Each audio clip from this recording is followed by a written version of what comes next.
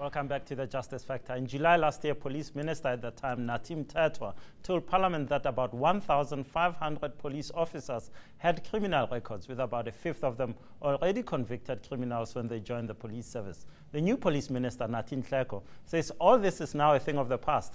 A new, more upstanding kind of policeman and woman awaits. Nathi Nhleko joins me now to discuss this and other issues.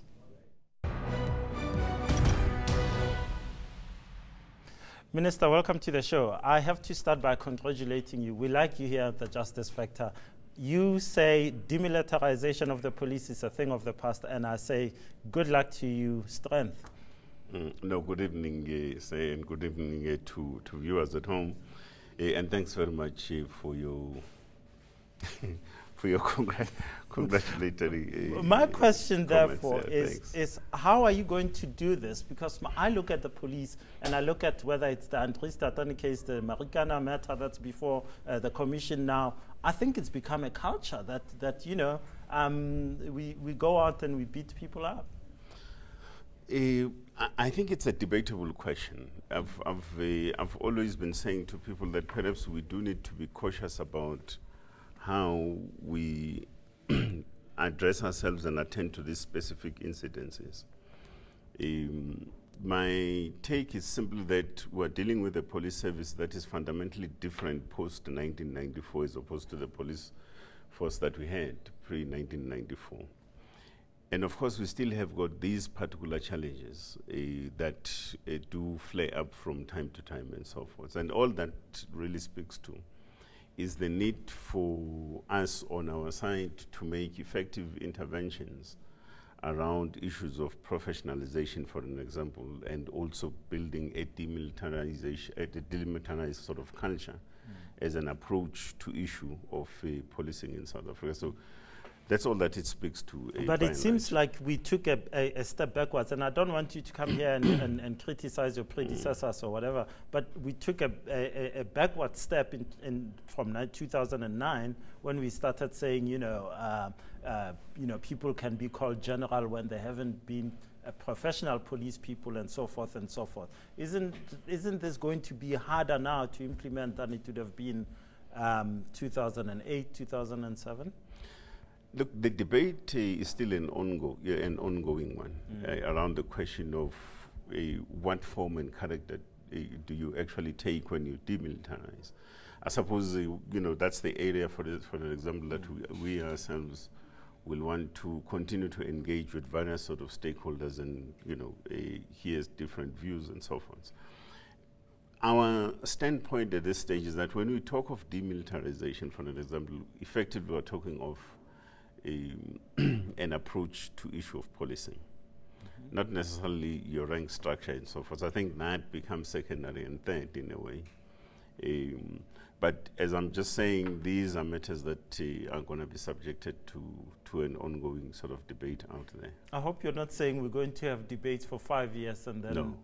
No, we shouldn't. What time frame are you giving yourself for this kind of conversation? Even if I will not be able to allude specifically to that, because it's quite an involved kind of an amount of work, and it requires quite sort of a definite plan as well as a project plan kind of put in place. However, it is something, the period is such that we do need to effectively respond to these issues, given some of the issues that have happened in the country. So we will have to respond with quite some degree of speed in ensuring that we address ourselves to these matters, and particularly because these matters, the issue of policing in South Africa is all about development as well, and the creation of a stable society. So it's important that we actually relate to that particular broader sort of perspective. Okay. You spoke quite extensively in your budget speech about the new recruitment policy for the police. Tell me a bit about that. Why are you doing it? Why are you doing it? What propelled you to look at this as a matter of urgency? It's important. It has become important for us to look in that kind of direction, in a sense that for instance, remember that one of the issues that has been quite topical in the few years in the past has also been the question of, the credibility of some of our people within the South African police service. The issue of criminality also has also been cited from time to time and so forth. And all we're saying is that before we need to start at far sort of early stages when we recruit people into the service. We therefore need to look at a screening exercise before you actually subject, individuals to fully fledged sort of training courses for policemen and women. So it is that kind of approach that we're beginning to put in place to also look at issues of credibility as well as character of individuals that we draw in. That's at the beginning point, and I see that because, as you rightly say, there have been allegations of whether it's nepotism and so forth right at the beginning. But then there is a problem that you're sitting with, that the police commissioner is sitting with, and that's the one about 1,448 police officers who have been found guilty of anything from murder to rape and so forth, and not a single one of them has been dismissed. And this is because the Labour Court has thrown out some of those dismissals. What's going on here? How do you deal with a situation where you have 1,448 police officers who could commit a crime against me, an ordinary citizen? Of course, that's concerning, but we must also remember that's ongoing kind of work administratively by management, and specifically the National Commissioner is also handling that particular project. So we would hope that some of the technical issues that may have arisen in the process, including the issue that you're alluding to in terms but the problem there seems to be that there is poor management in the police services, and I'm not talking about the ministry, I'm talking about police managers, because that's the 1448 murder to rape convictions. 516 police officers found guilty of aiding detainees to escape from police cells. Only 40 have been dismissed out of that 516. 10 of them received counseling. There are 10 people who helped these guys receive counseling. It seems like at managerial level, the police is a mess. And these are the people you have to deal with. No, not necessarily so. As I had alluded to this point earlier on, that this is ongoing work, including the very same question that you're referring to. The fact that people have been found, yes, guilty, but there is also a process that ourselves internally as the South African Police Service must also follow in terms of handling that particular matter. And that's a management problem. So perhaps we should go straight to the police commissioner. She should be fired, shouldn't she? I mean, after Marikana, after the mess that you see, allegations by the opposition parties that 153 stations don't have toilets, water, or electricity. That's pretty bad. Yes, we have challenges insofar as issues of infrastructure are concerned, including, by the way, the question of the construction of new police stations where they are needed. But that's also work underway in terms of focusing specifically around the matters of infrastructure. So we are working in partnership with other state departments, for instance, relevant ones, in addressing some of these particular Shouldn't we change the player at the top? If the captain of Bafana Bafana is not delivering, and that's Commissioner Ria Pierre, shouldn't she go? I don't think so.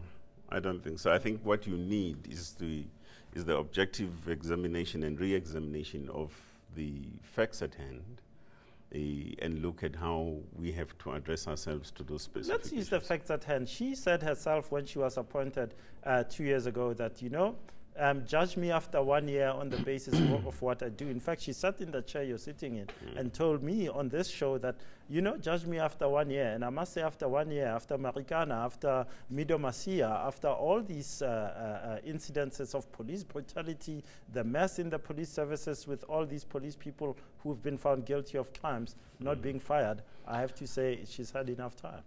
Can I just say that on two issues, let's take Marikana for an example. I would urge that most of us have got to steer away from the Marikana issue. I'll tell you why. Precisely because we have a commission that is looking into specifically that particular matter.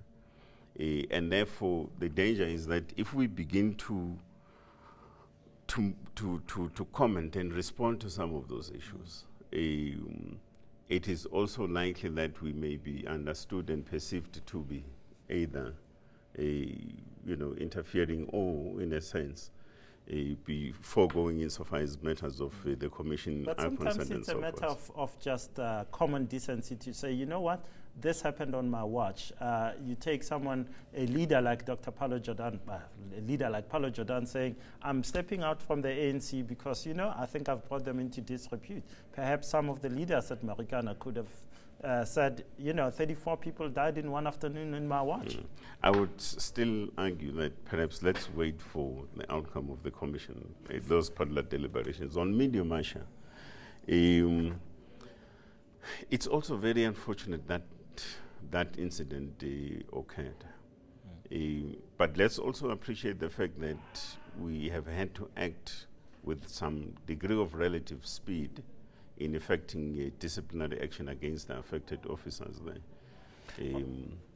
And I would also, argue further on to then say that, relatively speaking, I think the police service in managing that particular case to its logical conclusion and getting rid of individuals that were implicated in that atrocious act.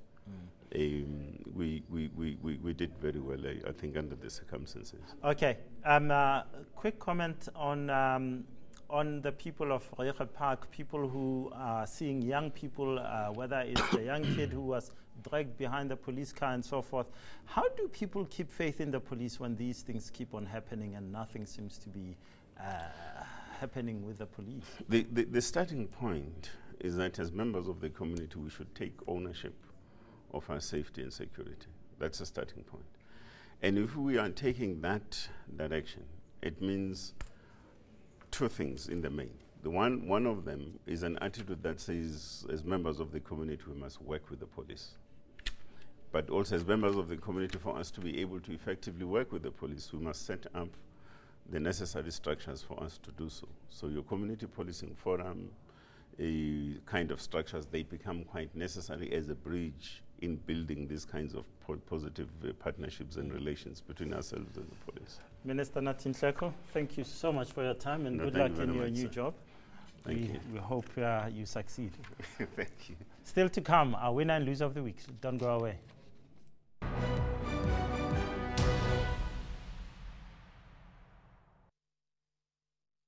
News that moves. ENCA.com.